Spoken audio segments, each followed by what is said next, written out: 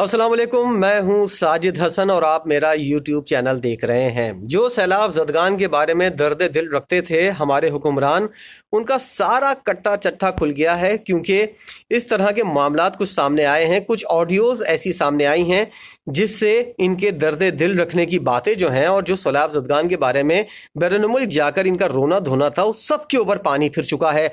वो कैसे? एक ऑडियो लीक की वजह से, एक नहीं बल्कि तीन तीन ऑडियो लीक्स पर। इस पर बात करेंगे। इमरान खान साहब जो हैं वो क्यों इतना चिल्ला रहे थे, अब लोगों को समझ में आने लगा है कि किस बात के ऊपर इमरान खान साहब जो हैं वो शोर कर रहे थे। और अब लोगों को ये समझ आ रहा है कि एक शख्स जो चिल्ला रहा था, जिसको लोगों ने वोट दिया है, उसको बहुत ज्यादा तकलीफ किस बात से है, इस बारे में अब लोगों को समझ आने लगी है। इस पर बात करेंगे और साथ साथ कुछ ऐसी बातें हैं जिनके ऊपर आपकी राय जो है वो मुकद्दम तौर पर समझी जाती है। वो राय ये है कि आवाम के फैसले जो हैं वो कहाँ हो रहे हैं और कहाँ नहीं होने चाहिए। इसलिए बहुत सी चीज़ें ऐसी हैं जिनके ऊपर बात की जा सकती है। लेकिन सबसे पहले अहम तरीन खबर ये है, और जैसा कि आपको इल्म होगा कि ऑडियो लीक के हवाले से जो बातें हो रही हैं उसके अंदर जो चीज़ें सामने आई हैं उनके अंदर किसी सैलाब मुतासरीन का जिक्र नहीं हो रहा, ना ही उनकी मुश्किलात के बारे में कहा जा रहा है, ना ही किसी किस्म की कोई इमदाद के बारे में। जिस वक्त पाकिस्तान को सैलाब ने घेरा हुआ है और लोग दाद रसी के लिए तरस रहे हैं, इमदाद के लिए तरस रहे हैं, हमारे हुक्मरानों की क्या तरजीह है और हमारी जो हुकूमत के अंदर जो मेन क्रीम है वो किन चीज़ों के ऊपर गौर कर रही है और किन किन बातों को कौन कौन किस किस को साइड लाइन करने की कोशिश में लगा हुआ है।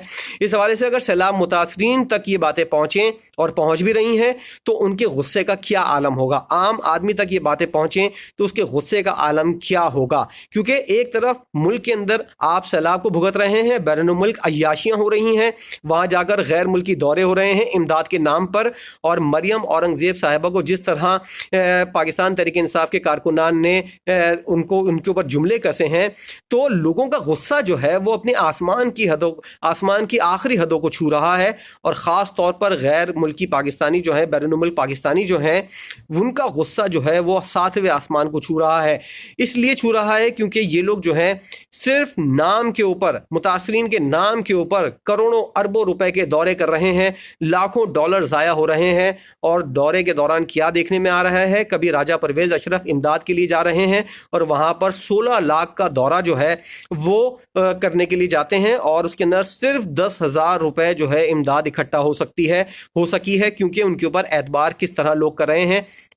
ऑडियो लीक ने मुल्क में हलचल मचा दी है और ये खबर में पढ़ रहा था कि कई सवालात खड़े कर दिए हैं। और ऑडियो लीक किस तरह बाहर आई और किस तरह लीक हुई, ये एक बहुत अहम सवाल है। इमरान खान साहब इस बात के ऊपर शोर मचा रहे थे कि एक मुंतखब वजीर आजम को हटाया आपने, जिस वक्त 15 से 17% महंगाई थी, आपको किसी किस्म की कोई तकलीफ नहीं थी और अवाम भी सुकून से बैठे हुए थे और थोड़ा बहुत शोर हो रहा था। लेकिन जब 45% पर यही महंगाई पहुंची तो किसी को कोई एहसास नहीं हुआ कि कौन क्या कर रहा है।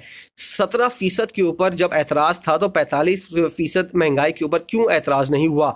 डॉलर 150 160 पर था तो बहुत शोर हो रहा था, डॉलर 250 का हो गया तो शोर क्यों नहीं हो रहा। इमरान खान साहब का गुस्सा जो है वो इस पर है कि अगर मैं मामलात को ठीक कर रहा था और डॉलर को नीचे लाने की कोशिश कर रहा था, लेकिन जो लोग आए हैं, जिनको आप लाए हैं, वो डॉलर को मुसलसल ऊपर लेकर जा रहे हैं, जिनकी पॉलिसियों की वजह से डॉलर मुसलसल ऊपर जा रहा है, तो आपको किसी किस्म की कोई परेशानी क्यों नहीं है। क्या आपको सिर्फ मुझसे नफरत थी और पाकिस्तान की मईशत से कोई सरोकार नहीं था?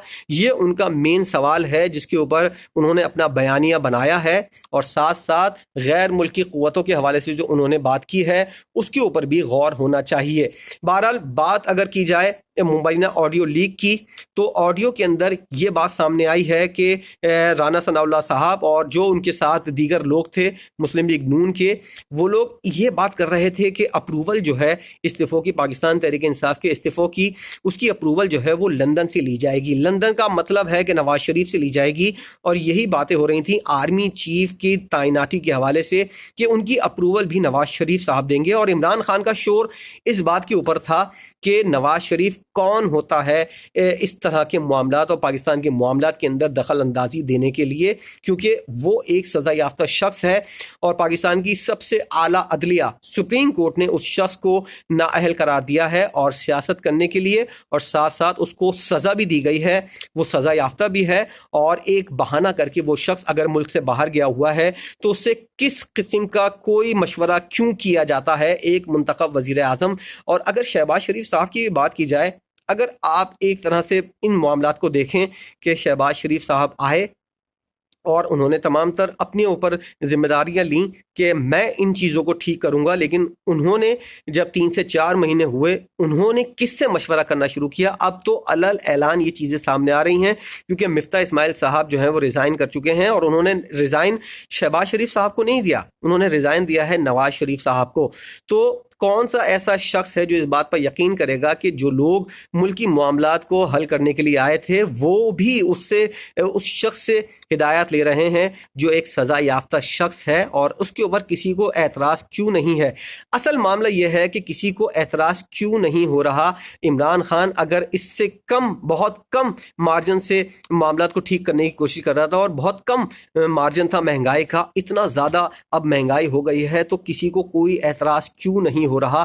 عمران خان صاحب کا غصہ بس یہی ہے، اور اس سے یہ تاثر ابھرتا ہے کہ ہاں مجھ سے نفرت کی وجہ سے یا مجھ سے کوئی بغض تھا جس کی وجہ سے یہ معاملات خراب ہوئے، اور اب ان لوگوں کو لا کر ان معاملات کو ٹھیک کرنے کی کوشش کی جا رہی ہے۔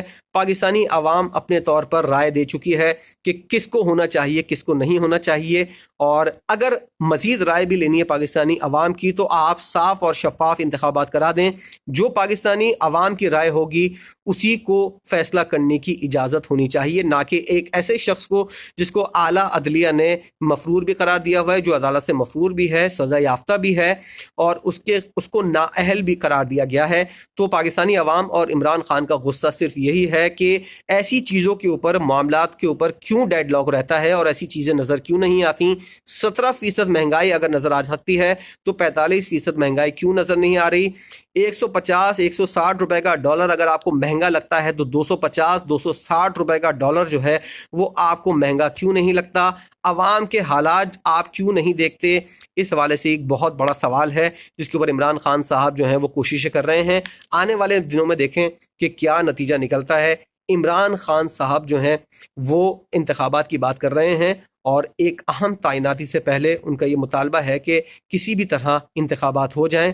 یہ اہم تعیناتی کون کرے گا؟ کیا اس کے لیے بھی لندن سے مشورہ ہوگا؟ آنے والے وقتوں میں ہم کو پتہ چل جائے گا۔